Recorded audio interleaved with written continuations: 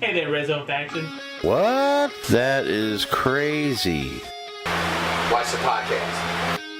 I'm just not sure about that right now. We're going to talk a little football. Let's get it, baby. Welcome, everybody, back to the Red Zone Faction Podcast. I'm your host, Scott Wilson. This Tuesday, we are going to do a Q&A from some of the guys in both leagues. We're going to start with Alan. Alan's from Silver Hill. He is a member of the Lost Tribe of Alabama. He says, I've seen a lot of ACC, SEC chatter lately.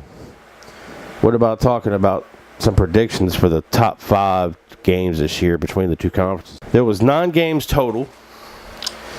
And took the best of 5. I try to stay out of the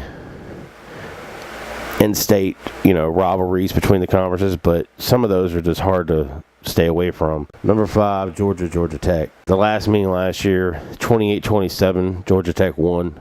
Kirby Smart's first year at Georgia. Georgia leads that series 64-40-5. Georgia Tech used to be the powerhouse years and years ago before any of us were ever born. Georgia Tech was the predominant team in that series, but over time Georgia has been the daddy in that state, and they will continue to be. Kirby's going to get that Georgia team ready to go, and I'm taking Georgia big time in that game. I don't think Georgia Tech has a snowball's chance to win that game. And we're going to move on to number 4, Florida State at Florida. Last year this meeting ended up 31-13. Florida State handled Florida pretty well. Florida won the SEC East really quickly, and I think they kind of toned it down after they got that. They were getting ready for Bama in the SEC Championship game. Not to say that, they wasn't ready to play Florida State. I think Florida State was just a better team, and I still think that, and I still think Florida State will beat them this year. That's always a game I look forward to usually. Unfortunately, that's on the same day as Alabama plays Auburn, so I usually don't get to watch that game, but I do like to watch the highlights later on. But on to number 3, Syracuse at LSU. These two teams met back in 2015. LSU would win 34-24. This year, I don't think it's going to be that close. This year, I think LSU handles their business. They're going to run the ball, play defense in Baton Rouge.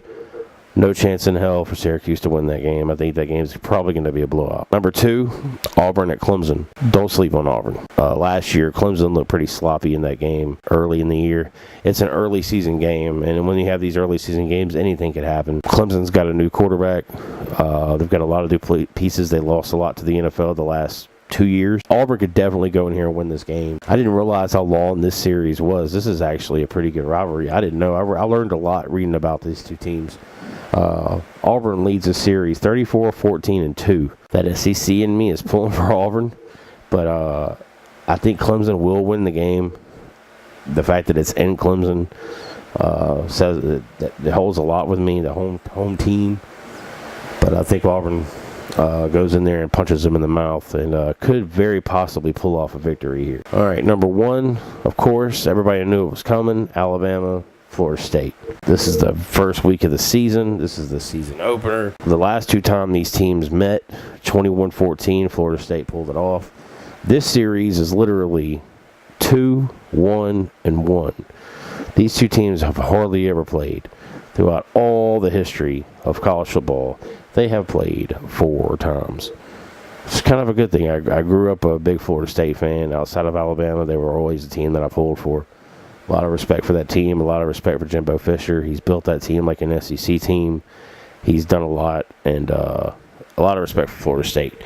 Yes, I'm taking Bama to win the game, but I think it's a fourth quarter game. I think it's literally going to come down a lot like the national championship game did, where it's going to come down to the last 2 minutes. They're projecting that when the rankings come out right before the season, that they will be ranked 1-2 or 1-3. If that's the case, it's the first time since 1950 anything like this has ever happened.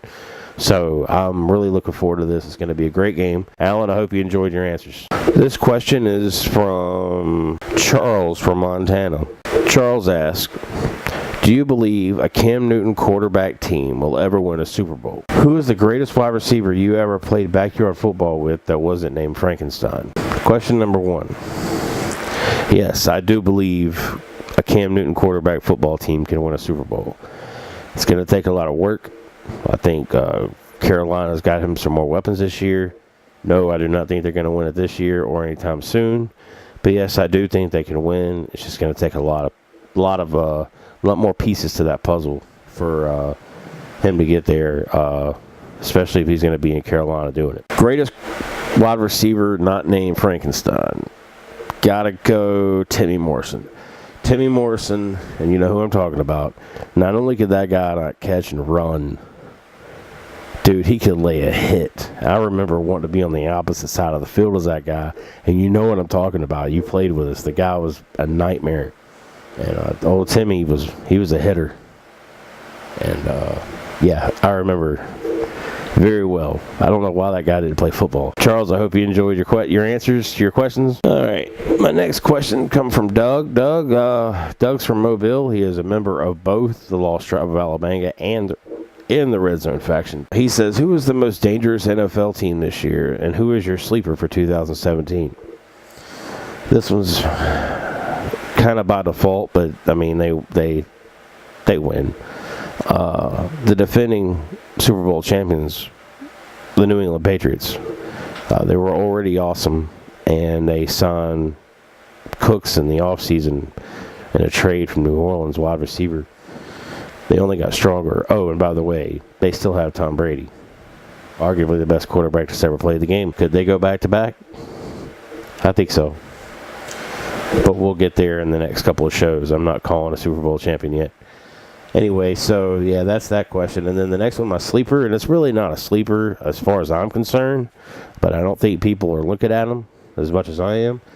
The Tampa Bay Buccaneers, outside of Philadelphia, did more work in the offseason than anybody else to improve their team overall, offense and defense, but especially offense. Jameis Winston already had weapons. Now he's got more. Between the draft, getting O.J. Howard, and picking up Deshaun Jackson in the offseason, I mean, the guy's loaded with weapons now. Watch out for Tampa. I'm just saying. I mean, they're coming, Atlanta. You better be ready, because they're ready to take your NFC South title. My next question comes from Jeremiah. Jeremiah is a member of the Red Zone faction. He has two questions. Question number one: if there was no Philly team, who would you rock with, and why? Answer to question number one. This one's easy. The Raiders. I've always followed the Raiders. I've always been a closet Raider fan. If you look on my walls, I've got Raider players on my walls. I love the Raiders. Outside of Philly, the Raiders are who I follow. It's been kind of hard the last decade or so to watch the Raiders. But being an Eagles fan, I'm kind of, primed and, used to handling defeat. So I love the Raiders. Silver and black all day long, man. Your second question: are you in the Silverbacks, that's Jay's team, a rivalry? And if so, I think there should be a trophy or something for the taking, or maybe some a cash bonus. Listen, I'm gonna need you to sit down for a minute, okay? Because this is gonna. I don't want this to be hurtful. I'm gonna make this answer as light as I possibly can. Jay, typically when you have a rivalry, okay, wins go both ways, okay. The Dream Killers and the Silverbacks, it all goes over here. The Dream Killers have all the wins, baby. They have all the wins. It's not really a rivalry if one team continuously wins. You understand what I'm saying? You got to win. You haven't beat me. I don't remember the last time you beat me. You got to go back in time. You got to get in a time machine and go back. Ain't no time machine around here, bro. So, it's not a rivalry. And not to mention the fact you said trophy or cash bonus. Look, bro. Listen to me real quick. Again, keep sitting down. Don't stand up yet. Oh, sit down. Sit. There's a Red Zone title belt over here on my wall. That's what you get when you beat the Great One. When you beat the Dream Killers. Do you understand what I'm saying? That's what you get when you beat me. When it matters. Do you understand what I'm saying? Beat me. Beat me. It's that simple. So we're moving on. Bye, Jay. All right.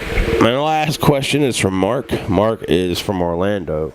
He is a member of the Lost Tribe of Alabama and a former member of the Red Zone faction. He asked, is there a true number 2 in the SEC, or is it just Bama and then everybody else? A total disrespectful question. No, I do not think it's Bama and then everybody else.